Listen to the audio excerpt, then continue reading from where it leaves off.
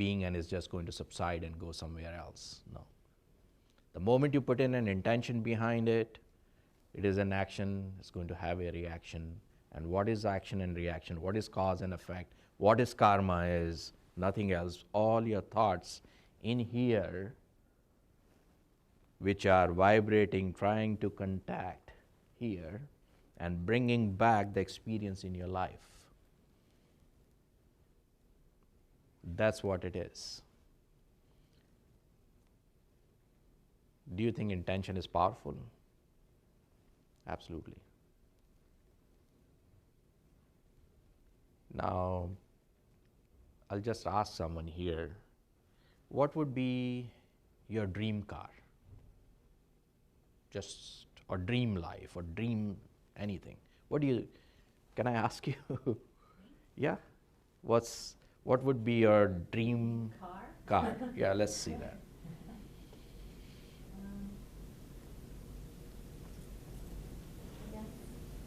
I don't know, I need to dream more. Maybe a Ford convertible Mercedes. Okay. Why didn't you say SLR? What? Why didn't you say SLR?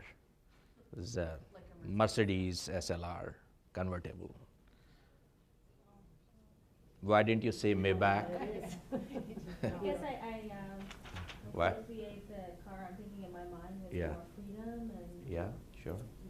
not- So you think you deserve that, Yeah. right? Tonight you do. You didn't think of a private jet or private plane or a Rolls Royce or. Okay, so you have put a cap on your deserving. Difference between poverty and richness is only one. All rich people, they believe that they deserve it, and that's what they get. It's applicable in every single aspect of our life. Do you deserve the best love in your life, or you don't? Do you deserve the best health? Do you deserve fame? Do you deserve best car, best home, best children? If you will do some self-inquiry, you'll find that there is lack of deserving it somehow, somewhere. People would always say, oh, my dream car would be maybe Rolls Royce, but you know, I do a job which is $15 an hour. I don't think I would ever have a Rolls Royce. He wants, has the desire, but he's put the block on it right there and then by saying that or believing that he doesn't deserve it somehow for some reasons. Do you think that person would ever have a Rolls Royce in his life? Wouldn't have. It's impossible. If you deserve, you get it. You don't deserve, you don't get it. And nobody is going to tell you what you deserve, what you don't deserve. It's you yourself is going to determine what you deserve, what you don't deserve. And again, your outer circumstances are not going to determine whether you deserve it or you don't deserve it. It's your consciousness which is going to determine that whether you deserve it and not. And how you get in touch with your consciousness is when you go deeper into your own connectivity and connect with yourself, then you know everything is delivered to you. It's not being earned by you. Everything in this universe is totally effortless. Other than human beings, nobody makes any effort. Nothing. Sun comes up in the morning, earth is doing its work, everything is smooth, effortless, just day in, day out, automatic. It's all perfect. We have been told and conditioned again to put in too much effort into everything. Put effort. No? If you don't put in effort, you don't get it. I say don't put in effort, connect The moment you connect, everything starts to happen according to what your wishes are or what you deserve is. And all that connectivity, everything comes back to the same point of how you think, what you think, what's your thought process, what's your belief system, what you deserve, what your desires are. I've seen people, they have no source of income, but they have best lives. They have materially profound lives. How it has been delivered to them. Is that possible? It is very possible if you put your seeds in here. So there's a sheet there. Each one of you have a sheet. So I'm writing a book on thought transformation. And this is one of the pages I have in that book. And there are some points of entry into it. And if you adopt even one of them in your life completely, that will change your way of thinking or your connectivity with the cosmic mind.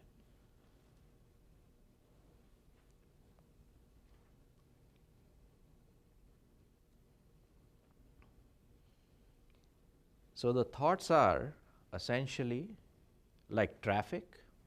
You're standing on a crossroad. Traffic is coming and going. If you see a Ferrari coming, what do?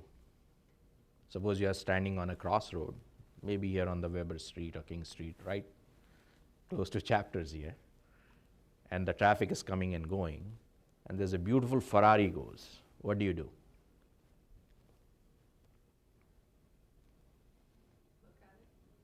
Look at it, yes. Anything else you do with the Ferrari? Huh? I wonder who's driving it. Who's driving it? Yeah, maybe a tall, dark, and handsome guy is driving it. And do you go jump into it and sit into it and go with it? No. Suppose there's a garbage truck coming. How much attention you pay to a garbage truck right behind that Ferrari? Huh? Zero almost, right? Okay. Thought traffic is exactly like cars coming and going.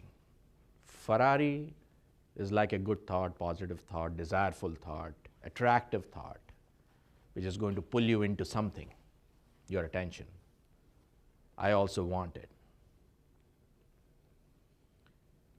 But if you sit into that thought, it's going to take you somewhere. If you sit into that car in Ferrari, it's going to take you somewhere.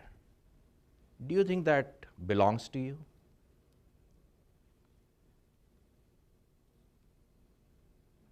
Garbage trucks are like negative thoughts. And how much attention we pay to negative thoughts? More than positive ones. We jump into that, go along with it. It takes you maybe to a dumpster and dump you someplace, but take you in the wrong direction. Somewhere you're going to have a bad experience of that negative thought. It's going to take you along. Essentially, both of them don't belong to you because you're standing on the crossroad here. You are a third party. You're watching this traffic coming and going. You got nothing to do with it. Do you think that can really happen with your thoughts? You can be a third party to your thoughts. Just step back and watch your thoughts, good and bad both, coming and going.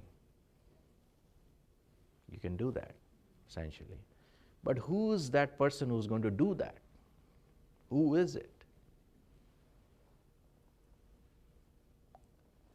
Who is going to be that conscious witness to the thoughts? That's another part of you. is another part of you.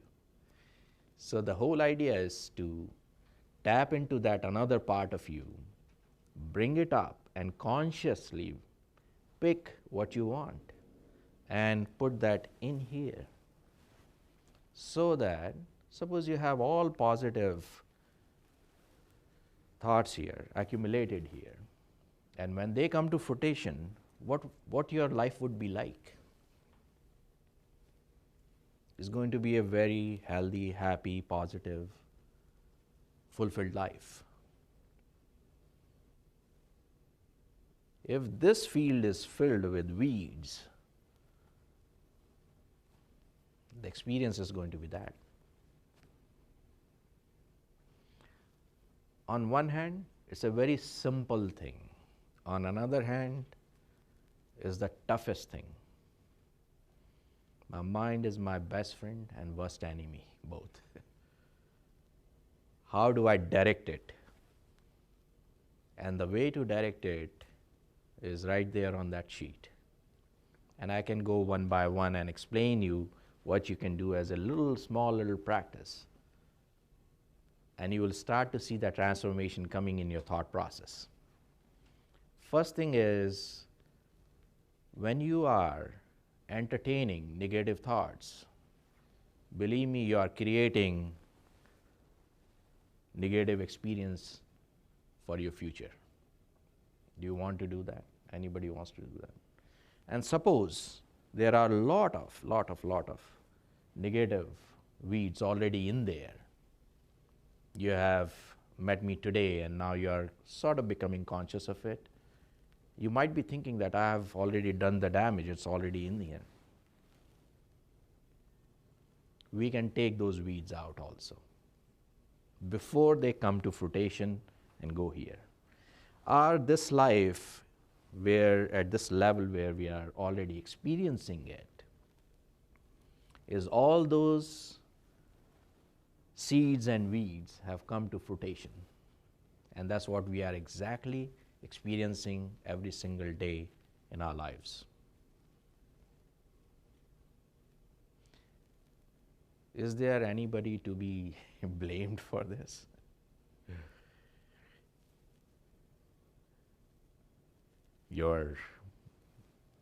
In your relationships, in your financial situations, in your anything, who's responsible? So first of all, accepting. You accept your life totally, that this is who I am, this is me who created this, and I don't want to repeat it. So accepting is half the battle. We always blame somebody else for that. He's like that, she's like that, that's the person who did this, blah, blah, blah. But no, we all created this all. Nobody comes in your life by fluke, by chance. This moment here, is this happening or we are doing it? Are we doing it or it's happening? Is it different? We're doing it because we chose to be here. Do you think you really chose to be here? Okay. Okay. So there are many people, those who are, there were few more people were supposed to come, they didn't come. What happened? When you make a cup of tea, what happens? Do you think it happens or you create it or you do it? There's only one thing which we all do. We have the intention. And rest is happening in the universal scheme of things. It may look very simple. Okay, yeah, I want to have a cup of tea. Okay, I'll make a cup of tea. To make a cup of tea, you have to have tea bags, you have to have hot water, you have to have pot, you have to have that stove. You have to have all that ingredients, those who are going to make particular type of tea. It has to be there in time and space, and then it's going to work out, and then you're going to really have it. Intention triggered it. Intention of having tea. I come to your house, you say, would like to have a cup of coffee? I say, no, it's all done, finished. Coffee is not happening. But I say, yes, the intention is there, that's going to trigger. And then it's going to depend on whole universal support for it to happen. She decided to do this thing today. I said, okay. You guys said, okay. And we all set our intentions into it. And it's happening. It could be completely denied also. And it might have been denied to some people. So, with intention, something was put in here, which has come to fruition in this moment. Do you think I'm telling you all this, or you wanted to know, that's why I'm saying this?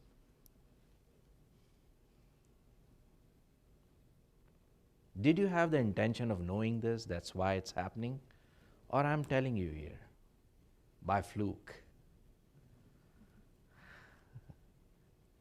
Think about it for a moment. If you will check your desire somewhere inside, there might be some intention of knowing more about life, knowing more about mind, knowing more about your life. What's going on in my life, how I can change it, what is the support system, where, who, when.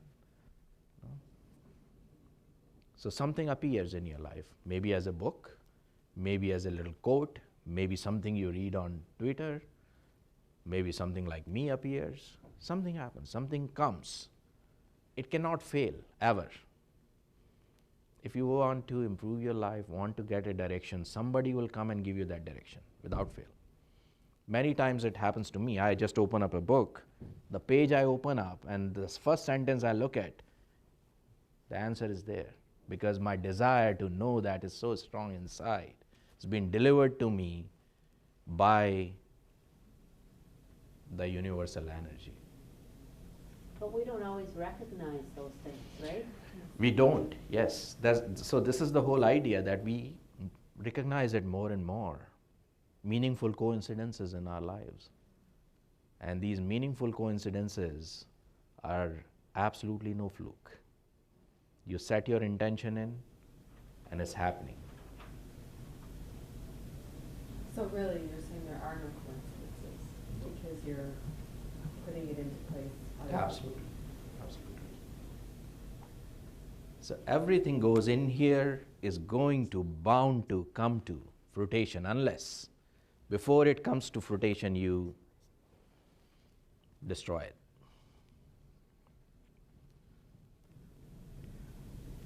Last part. So before it Comes to fruition, you destroy it. How do you destroy it? Yeah, so I'm going to go through that process.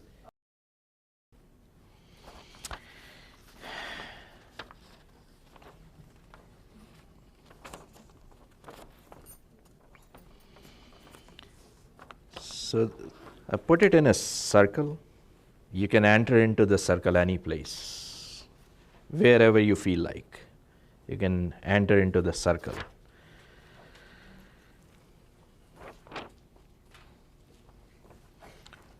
Okay, let's take do not fight with your mind. How many people fight with their minds? Do you fight with your mind every day? Yeah. Why do we have to fight with our mind? Because there is something you think is not giving you the right thought process, or not the right, or ethically not right, morally not right, or some of the conditionings are telling you that this is not right and this is kind of overtaking me. Why a bad, very bad thought would come? Why it will come? Fear? Fear? Fear is just part of the thought process. But why even fear will come? Why something very negative will just come? Is it with your emotions? Essentially, because you have been exposed to it sometime in your life. Maybe through media, maybe through TV, maybe through news, maybe what we hear all over around us. World is a bad place to live. People believe that world is a bad place to live. There's so much happening, this is happening, that's happening. When your kid goes out, you're scared. The fear is obvious. We have been exposed to these thoughts. They are already out there. They are all out there. So anything which is in threat around you is going to create fear.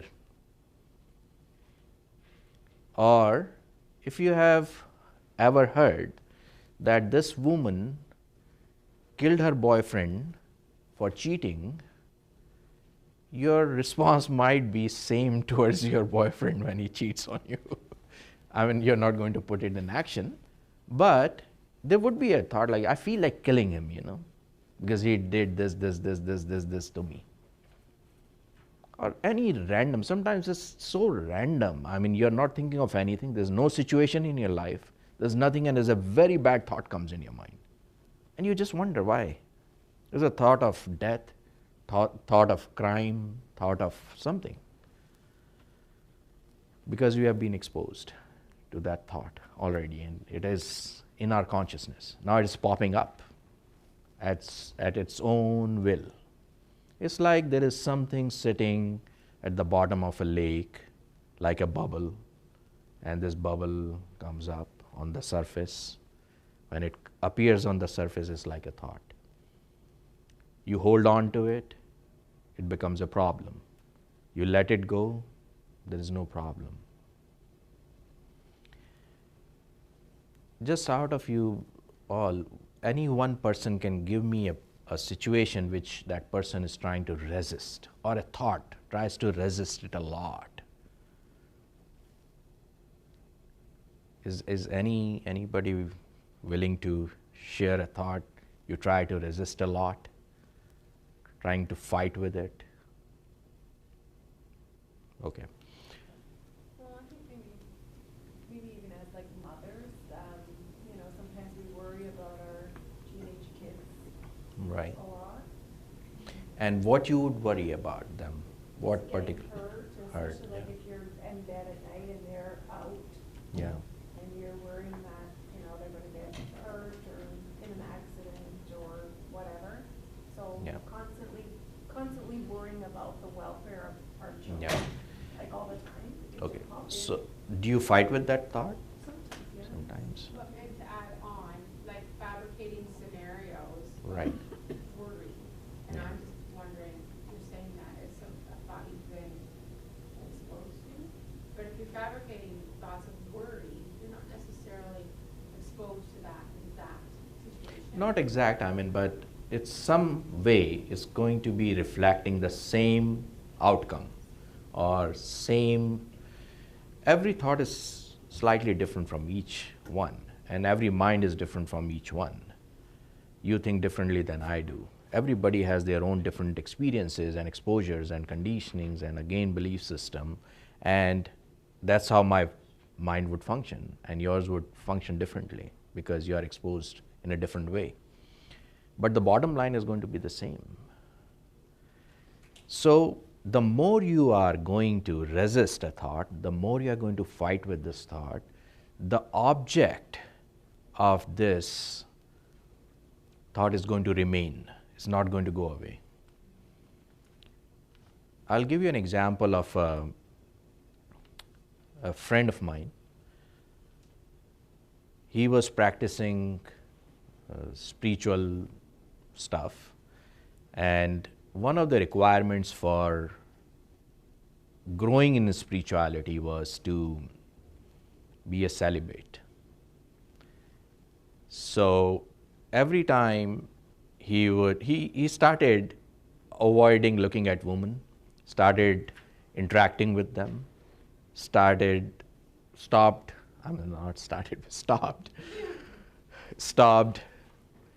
looking at any shape, form a woman, wouldn't interact at all. Now he's resisting. See, the object of a person who is willing to indulge and a person who's willing to resist, The object is common.